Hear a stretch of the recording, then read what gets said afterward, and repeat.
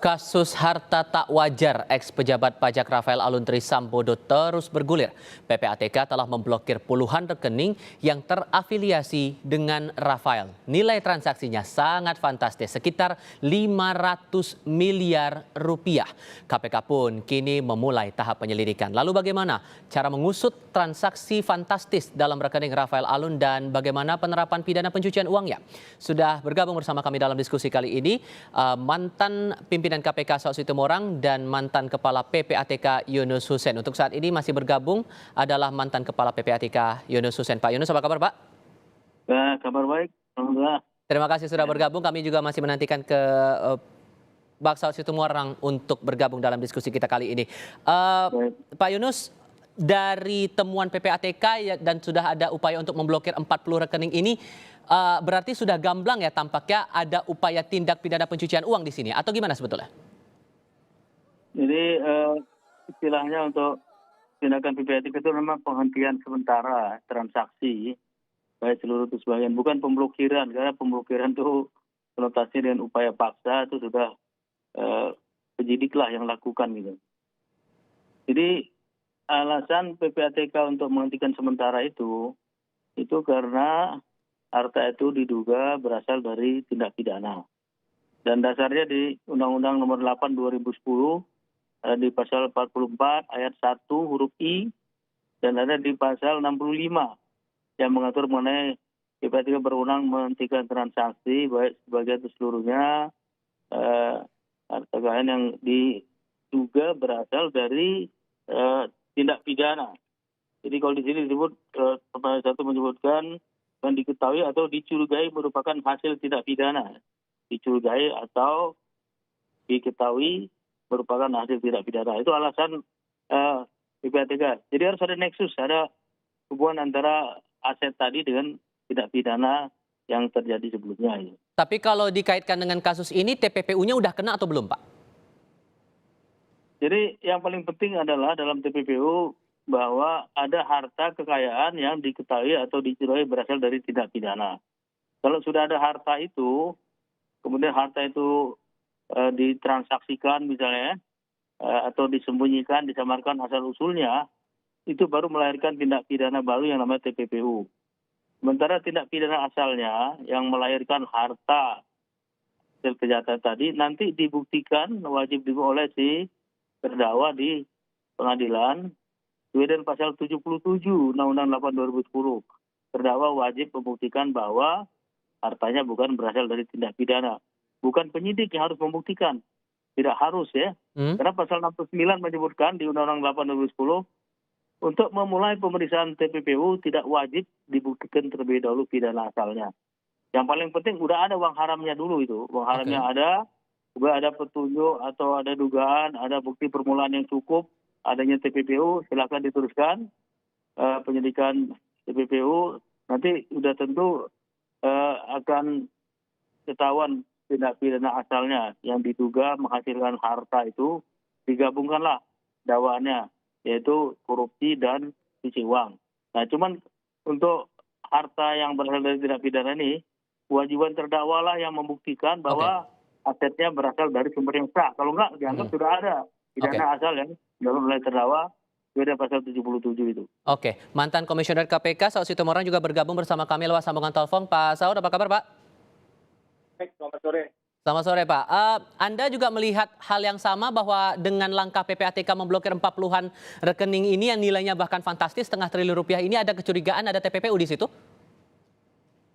Ya, pengalaman saya sih ketika di masa lalu nerima hasil LHA itu sebenarnya itu kan kalau dalam bahasa saya ya, itu bahasanya udah mateng itu sebenarnya, nggak ada keraguan karena mereka juga bekerja profesional ya, nggak sembarangan itu aja. Selain memang sumber cross checknya banyak, sumber juga reliable gitu. Jadi menurut saya tuh nggak ada alasan KPK tuh kesulitan sebenarnya.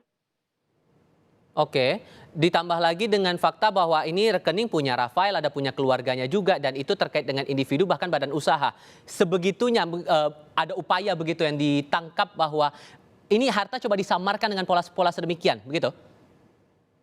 Iya, itu modus makanya kenapa kan sejak tahun 2000-an, 8-an, ya, ketika saya dengan Pak Yunus Osen itu dimarahin sama FATF, Financial, itu karena kita kan dalam menemukan sejumlah teman dan kita dianggap kooperatif country. Sekarang ini kayaknya versi lain itu, nggak cooperating country-nya ini nggak cooperating institution ini sekarang ini. Jadi KPK-nya nggak cooperating institution dengan PPATK nih kelihatannya. Karena itu kan sebenarnya boleh dibilang kita paham betul lah bagaimana orang mulai dari placement, layering, sampai integration itu kan modus-modus yang ganti nama, ganti ini, titip ke orang lain, titip ke anak, titip ke istri jadi tempat masuk atau keluarga dan sebagainya. Itu udah sesuatu yang sebenarnya kalau dalam perspektif PPATK itu nggak ada keraguan. Jadi tinggal tuh KPK-nya bekerja aja, itu dalemin, kemudian jangan cerita-cerita lagi bukti permulaan ataupun yang disebut sebagai predicate crime gitu. Karena pasal 69 itu nggak perlu predicate crime, pasal 69 PPA itu perlu predicate crime. Pokoknya ada orang punya uang nggak bisa dipertanggungjawabkan dari mana datangnya. Sudah jelas. Pikir Anda Pak Saud ini harus mulai dari mana penyelidikannya kemudian? Ya sekarang tanya aja dari yang masuk dari PPATK itu, tanya ini kamu dari mana uang ini begini banyak, dari mana penghasilanmu, nanti kita bisa cek dia punya usaha restoran, dicek restoran berapa bayar pajaknya, berapa penghasilannya gitu kan. Itu simple, itu sangat sederhana, udah terusin aja yang data di PPATK itu. Jadi nanti dari sana baru ketahuan uang sekian bulan yang masuk itu dari mana. Kan itu kemudian PPATK itu selalu detail kok. Kalau dia masuk mau ke akun saya, itu pengirimnya jelas. Nanti pengirimnya bisa dilihat apa hubungannya. Jadi simpel sebenarnya kasus ini, Mas. Dibuat karena memang nggak ada niat aja kayaknya. Baik. Kalau untuk pola transaksinya nih Pak Yunus, dengan angka yang fantastis 500 M di 40 rekening ini, penelusurannya bakal gimana sehingga bisa ditemukan ada tindak pidana di situ? Oh iya, selama itu melalui ke Pak Yunus dulu Pak, mohon maaf. Itu kita bisa menelusuri ya. Pak Saud, mohon maaf saya harus berikan giliran ke Pak Yunus dulu. Silakan Pak Yunus. Selama melalui sistem perbankan itu lebih mudah ya.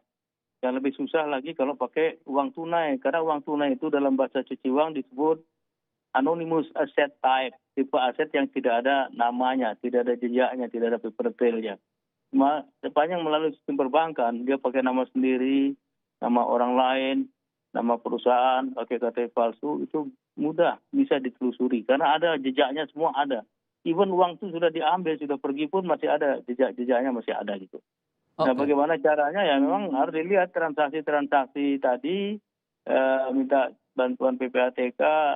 PPATK kan tidak ada masalah rahasia bank, dia bisa punya akses dan meminta bisa mengaudit ya. Database-nya juga cukup lumayan ya, bisa minta juga ke luar negeri. Ya, jadi follow the money, kejarlah melalui uangnya. Sehingga dari situ juga terpola yang dikatakan oleh Pak Pahala Nainggolan waktu itu adalah gengnya. Apanya? Geng dari Rafael ini begitu. Ya. Apakah itu bisa terpola dari membaca pola transaksi itu tadi? Dengan menggunakan aplikasi, karena namanya GoAML, kita pakai aplikasi, kita pakai database, kita panggil nama yang bersangkutan, misalnya. Nanti akan keluar seluruh transaksi dengan yang bersangkutan, kapan, di mana, besarnya berapa, akan kelihatan. Nanti akan kelihatan jaringannya di situ.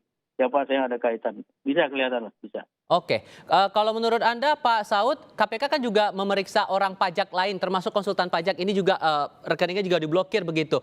Ini bisa dibaca polanya juga dengan memblokir dan harus penelusuran terhadap sang konsultan pajak ini? Jadi gini Mas, ketika IKP itu udah jadi, nggak ada dua orang yang tanggal 20 bulan 2 tahun 59 lahirnya. Jadi orang itu udah jelas siapa bertransaksi. Kecuali dia ganti nama, dia pakai KTP orang lain, dia pakai bla bla bla, pokoknya bukan identitas sebenarnya, which is itu pidana juga ya. Jadi artinya ketika kemudian KTP itu elektronik itu udah jelas, nggak ada orang yang identitasnya itu ganda, nggak ada perlaguan lagi, apalagi ada sidik jari segala macam. Jadi maksud saya tidak terlalu sulit untuk membedakan bahwa tanggal sekian ini apa benar si Abdul transfer ke Ahmad dengan nilai sebesar sekian dari bank ini diambil tanggal sekian. Tanggal sekian Ahmad dari transfer dari Abdul itu digunakan belanja apa, di mana, rekening mana, itu semua sudah jelas, Mas. Jadi nggak ada kesulitan sebenarnya. Oke, kalau kemudian dilihat di sini ada LHKPN tidak wajar, bahkan kalau melihat dari runutan kasusnya sampai sekarang masuk dalam tahap penyelidikan, ini bisa dikaitkan dengan kasus mafia pajak tidak menurut Anda, Pak Saud? Nah, itu nanti Basu kita lihat. Karena memang seseorang itu, korupsi itu kan dari power yang dimilikinya. Power yang dimilikinya dalam hal ini dia adalah tax officer, which is kita harus duga pasti ada kaitan dengan taxpayer. Berarti artinya ada kaitan dengan kekuasaan, ada kaitan dengan penyimpangan, ada bisa jadi bentuknya itu, kalau kasus ini kan pasti tidak mungkin pasal 1 ya. Tadi itu pasti hasilnya gratifikasi dan seterusnya dan seterusnya. Pasal 1 juga sebenarnya bisa juga, kalau pasal 2 maksud saya, bukan pasal 1. Jadi maksud saya nggak ada keraguan kalau kita bicara penyelenggara negara dalam hal ini tugas pajak, ya pasti kalau kita bicara predikat kremnya korupsi. Tetapi kita juga nggak bisa katakan, bisa jadi juga dari yang lain, bukan saja korupsi saja. Sebab itu penegak hukum yang lain juga harus bekerja. Tidak hanya korupsi saja, bisa jadi juga yang lain. Umpamanya sumber-sumber yang kita anggap itu bisa dianggap sebagai bagian daripada layering-nya, atau umpamanya bagian daripada integrasinya. Jadi sekali lagi, kalau memang cenderung dia penyelenggara negara dalam ini. Sudah kami tangkap maksud Anda. Pak Saud Situmorang, terima kasih sudah bergabung lewat sambungan telepon. Pak Yunus Hussein juga terima kasih sudah bergabung bersama kami di Kompas TV. Sehat selalu untuk Anda berdua.